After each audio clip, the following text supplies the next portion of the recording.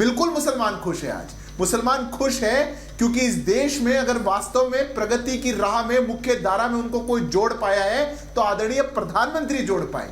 आप लोगों ने तो सत्ता में रहते हुए मात्र डर की राजनीति और तुष्टीकरण की राजनीति करके मन में भय पैदा करके उनको पीछे धकेलने का काम किया था। और ये डेटा बोलता है, हम नहीं बोल रहे। अगर 19% की आबादी उत्तर प्रदेश में मुसलमानों की है पर वो 30% के लाभार्थी केंद्र सरकार की योजनाओं में बनते हैं, मुद्रा योजना में बनते हैं, उज्ज्वला योजना में बनते हैं, आवास योजना में बनते हैं, तो देश का मुसलमान आज मुख्य धारा से जुड़ पा रहा है। और इसीलिए वो भी मन में कह रहा है मोदी है तो मुमकिन है, वो भी मन में कह रहा है अब की बार 400 पार। पर यह बात आपको नहीं पचेगी जनाब। ये कैसे पच जाएगी? क्योंकि आपकी तो पूरी भय की राजनीति, तुष्टीकरण की राजनीति इसी पे तो टिकी हुई है। संविधान को ये हो जाएगा, लोकतंत्र को ये हो जाएगा। 2014 के पहले से बोल रहे हैं सुचरिता जी ये बात, 2014 के पहले से। पर 10 साल आदरणीय प्रधानमंत्री मुख्यमंत्री के रूप में रहे, 12 साल, और 10 साल अब प्रधानमंत्री के रूप में पूरे हुए।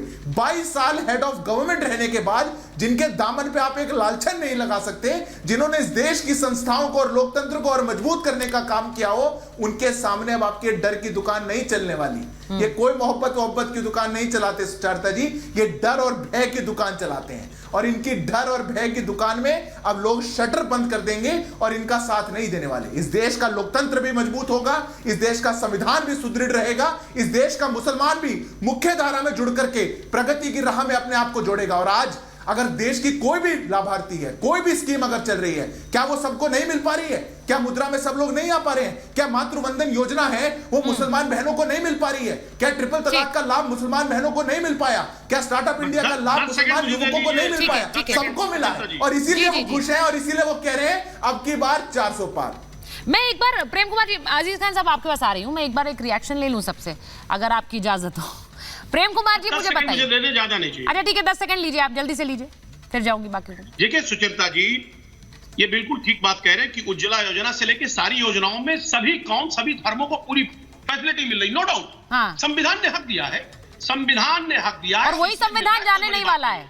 आ रहा हूं, लेकिन वो संविधान बचे तब ना। वही उसी, अरे भाई मैंने यही दिखाया कि संविधान को लेकर इतनी बड़ी बात नरेंद्र मोदी ने कह दी, यही डर तो दिखाना होता है, यही तो डर दिखाना होता है अजीज खान साहब। आप लोग यही कहते हैं संविधान बचेगा तभी तो होगा संविधान। उन्होंने कहा कोई नहीं हटा सकता संविधान को। अब और क्या चाहिए? देश का प्रधानमंत्री ये कह रहा है। अरे सुचरिता जी, अरे बोलने दीजिए। अरे 10 सेकंड बोले थे आप। संविधान को बदलने की साजिश नहीं चाह रही है ये सरकार। नहीं भाई, ये साजिश क्यों है? जब देश का प्रधानमंत्री, मैं एक बार जरा दोनों पत्रकारों पर एक मिनट, मैं अवधेश जी और प्रेम कुमार जी के पास आ रही हूँ। भाई देश में प्रधानमंत्री मंच से कह गए कि भाई ये नरेंद्र मोदी कह रहे हैं, देश का प्रधानमंत्री बोल रहा है कि संविधान हटाने की बात, यही सब झूठ फैलाते हैं ये नेता। कोई नहीं बदल सकता उस संविधान को। अब इससे बड़ी बात और क्या चाहिए? नहीं, भारत में संविधान दिवस कब से मनाना शुरू हुआ? हाँ। संविधान दिवस की शुरुआत तो प्रधानमंत्री नरेंद्र मोदी के कार्यकाल में हुआ है। जब वो गुजरात के मुख्यमंत्री थे तो मुझे अच्छी तरह याद है कि वहां संविधान दिवस की उन्होंने शुरुआत की थी। और संविधान के बड़े बड़े वो पुस्तकाकार, वो बहुत बड़ा बड़ा बनता था, हाथी को सजा करके उस पर लाद के, और वो जुलूस निकाले जाते थे कि हमारा संविधान कितना महान है। अंबेडकर जी पर उन्होंने किताब लिखा हुआ है। संविधान को लेकर उसमें क्या परिवर्तन होना चाहिए, क्या आवश्यकता है, वो सब चीजें हैं। लेकिन ये जो भय पैदा किया जा रहा है कि संविधान खत्म किया जाएगा, भाई 10 साल में कौन सा संविधान खत्म हो गया है?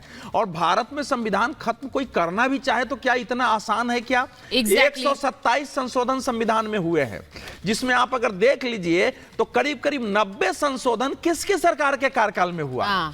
और जो समाजवादी लोग हैं, मुझे तो हैरत होती है कि डॉक्टर राम मनोहर लोहिया ने इस संविधान में व्यापक परिवर्तन की मांग की थी।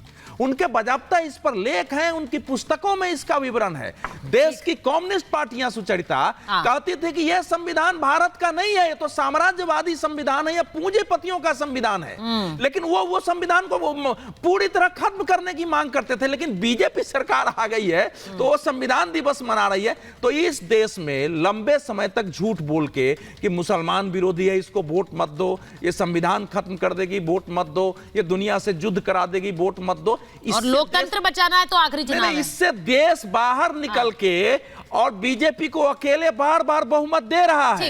तो अब ये अंतिम अस्त्र हो रहा है हार भाई, करके। लोकतंत्र बचाना है तो ये आखिरी चुनाव है, ये कह रहे थे भाई राहुल गांधी ने यही कहा तो था। ये जब उन्होंने आखिरी मैनिफेस्टो नारा जारी है। किया। मैं एक बार पूछ रही हूँ क्योंकि मुझे उसके बाद प्रियंका जी और प्रेम कुमार जी आपके पास आ रही हूँ। पहले बताइए प्रेम कुमार जी, आपके नेता तो ये भी कह रहे हैं, अब वहाँ कांग्रेस के नेता कह रहे हैं, इमरान मसूद कह रहे हैं कि अगर ये चुनाव जीत गई तो पहला इलाज तो मेरा और तुम्हारा हो जाएगा, पहला इलाज मेरा और तुम्हारा हो जाएगा। अब मुझे ये बताइए, यही तो होता है, उनके लिए ही है ये वीडियो जो आया है अब की बार 400 पार जो बोहरा समुदाय से आया है? देखिए, सबसे पहले तो मैं प्रधानमंत्री जी ने जो कहा है उस पर बोलूंगा। हाँ, उन्होंने पता नहीं क्यों बाबा साहब अंबेडकर को चुनौती देने की उन्होंने ठान ली। चलिए, कहा कि बाबा साहब अंबेडकर भी आकर के इस संविधान को नहीं बदल सकते। भाई, बाबा साहब अंबेडकर ने आपका क्या बिगाड़ा है नरेंद्र मोदी जी? बिना बाबा साहब अंबेडकर को चुनौती दिए हुए आप संविधान नहीं बचा सकते थे क्या? क्या नहीं बचा सकते हैं संविधान?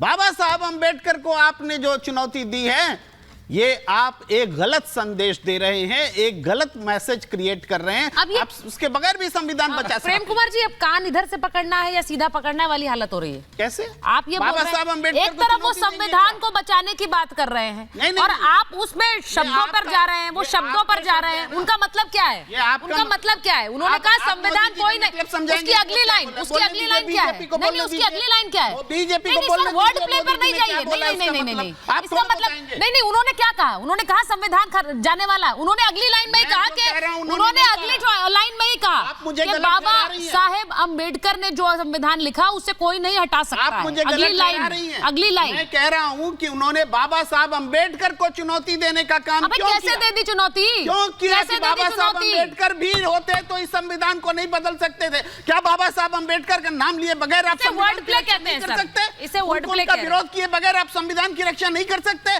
आप 5 साल के लिए चुने गए हैं नरेंद्र मोदी जी, दोबारा जनता देगी तो 5 साल और हुए, जब तीसरी बोलने बार के देगी लिए तब कुछ देगी। नहीं होता लेकिन है। बाबा साहब अंबेडकर को पूरा देश मानता है। पहले आप बोलते रहे पूरा कि देश संविधान मानता खराब, है। नहीं नहीं, पहले आप ये बोलते जा रहे हैं कि संविधान खराब कर देंगे, संविधान हटा देंगे। निकालते हैं हम। अगर निकाल कि सुनिए निकाल की बात नहीं। प्रेम जी, अगर मैं ये कहूं मेरा प्रश्न कि था। भगवान भी आकर बाबा के साहब ये नहीं अंबेडकर को बदलेंगे तो मैं चैलेंज क्यों भगवान किया को आपने? चुनौती देता हूं क्या?